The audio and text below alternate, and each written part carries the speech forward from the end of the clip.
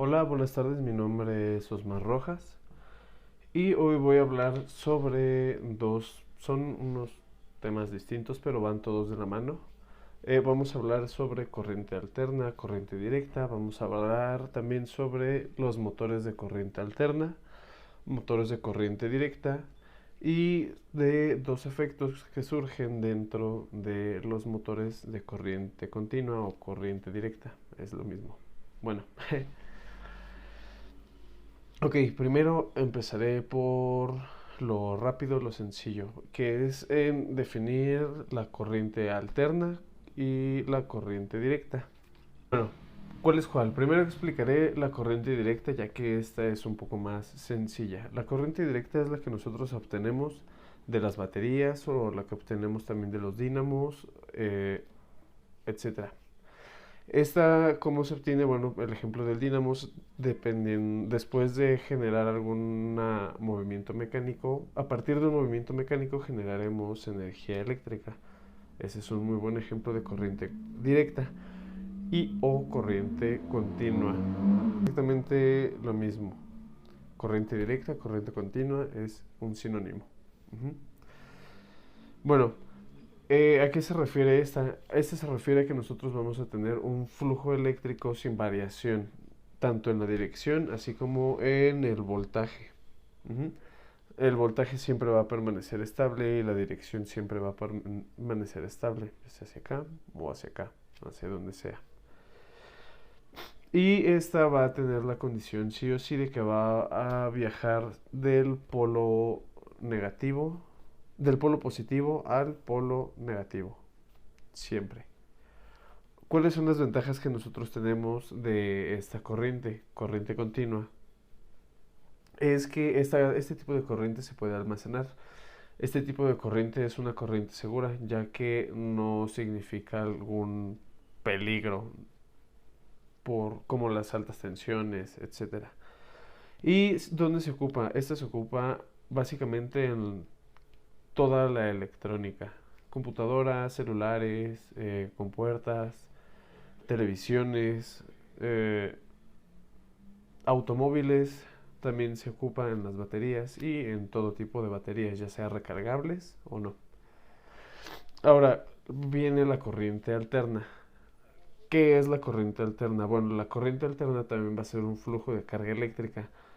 A diferencia del anterior, este sí va a tener una variación tanto en la dirección como en el voltaje y en la corriente. Este se va a alternar en periodos de tiempo determinados, va a tener una frecuencia.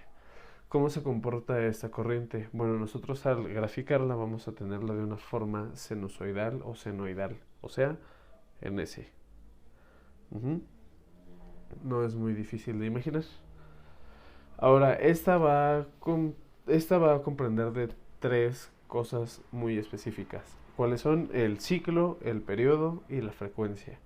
El ciclo, bueno, el ciclo va a ser la variación de la tensión. Ujú. El periodo va a ser el tiempo de un ciclo. ¿Cuánto tiempo se tarda en generar un ciclo? Y después la frecuencia. La frecuencia, medida también en hertz, va a ser el número de ciclos que nosotros tengamos por segundo. ¿Ok? Ahora, ¿cuál es la ventaja o un ejemplo de estas dos corrientes? Se me acaba de ocurrir, podría ser haciendo una comparación entre la corriente directa o continua a una fila de hormigas que van hacia su hormiguero. Van todas formadas una por una en la misma dirección, mismo sentido, casi todas del mismo tamaño. Y después tenemos la corriente alterna, que sería más parecido a un panal de abejas. Ujú. Está todo en diferentes direcciones, sentidos, va a variar y así. ¿Cuáles son las ventajas de la corriente alterna? Bueno, es muchísimo más fácil y más barata de transportar. Ajá. Vamos a poder recorrer mayores distancias con menos cables o menos conductores. Y esta también esta viene junto con ella el transformador que es para mantener el voltaje, ya sea aumentarlo, disminuirlo, tenerlo igual y que sea más fácil el transporte de la misma.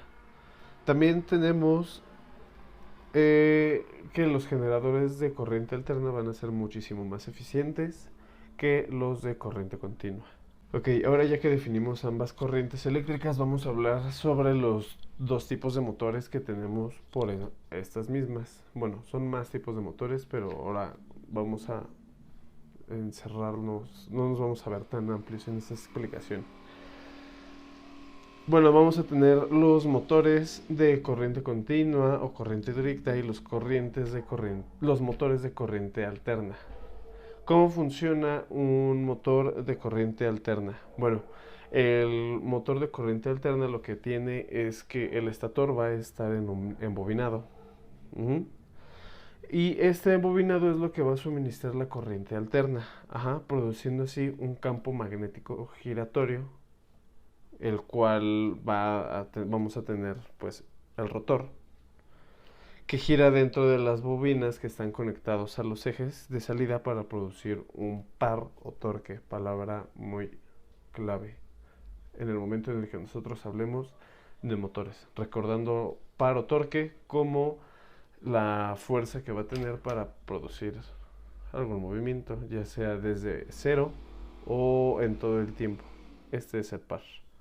Este es el par. Par, torque, par. Es lo mismo. Y también vamos a tener ahora los motores en CC. El motor en CC, como lo dice su nombre, va a ser un motor que funciona con corriente continua o directa. Es lo mismo. Con máquinas de combustión mecánica. Vamos a tener aquí un rotor inducido de voltaje y un estator de imán permanente para producir así una variación de velocidad. ¿Cuáles son las diferencias entre estos motores? Bueno, las diferencias más significativas son que los motores de corriente continua, directa, se ocupan para trabajos de mayor precisión, a diferencia de los de corriente alterna. Un motor de corriente alterna lo podremos ocupar prácticamente en cualquier situación, a menos que querramos tener mucha precisión en sus velocidades. Para eso ocuparíamos un motor en CC. Otra diferencia es el costo. El costo del motor en CC es muchísimo más barato que el de corriente alterna, aunque hoy en día ya no es tan abismal la diferencia en costos, pero bueno. Y vamos a tener un mayor par o un mayor torque de arranque en un motor de corriente alterna que en un motor de corriente continua. Y obviamente las partes. Las partes en un motor de corriente continua simplemente es el rotor y el estator. Y en un motor de corriente alterna vamos a tener el inducido, el inductor y el colector. Ujú. Junto con ello, en los motores de CC viene algo muy importante. Esto es, bueno, tanto en motores de CC como en motores de CD. Y esto es la placa de datos que tiene cada uno de los motores. Ujú. Esta placa de datos va a tener distintos datos, entre ellos el nombre del fabricante, el tipo, el tamaño o el modelo del mismo motor, el número de serie del motor, la tensión nominal, corriente nominal, potencia nominal, factor de potencia, frecuencia nominal, velocidad nominal, giro del rotor, grado de precisión, clase de aislamiento, tensión, la forma de conexión del embobinado, entre muchísimos otros datos. Todos estos datos los podemos encontrar en una placa metálica que está pegada a la carcasa de los motores. Y bueno, por último voy a hablar de un tema, es nuevo es la primera vez que hablo de él. Y este es sobre la fuerza electromotriz y la fuerza contraelectromotriz. Esto es muy fácil, pero bueno, ¿cuál es cuál o qué es qué? La fuerza electromotriz va a ser una resistencia con voltaje. En una resistencia con voltajes diferentes, imaginemos una resistencia, y vamos a tener un voltaje distinto de este lado a un voltaje distinto de este lado. Por naturaleza siempre va a buscar el equilibrio.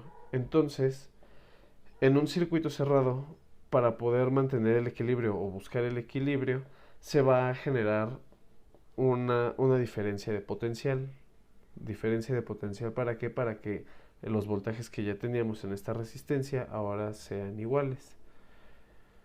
Y esa diferencia de potencial es conocida como la fuerza electromotriz.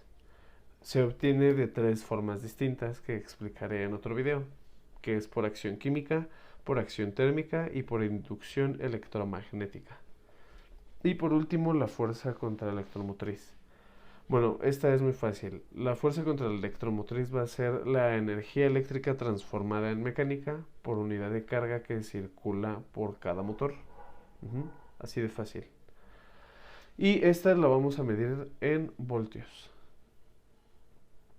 Bueno, por mi parte eso es todo y muchas gracias. Hasta luego.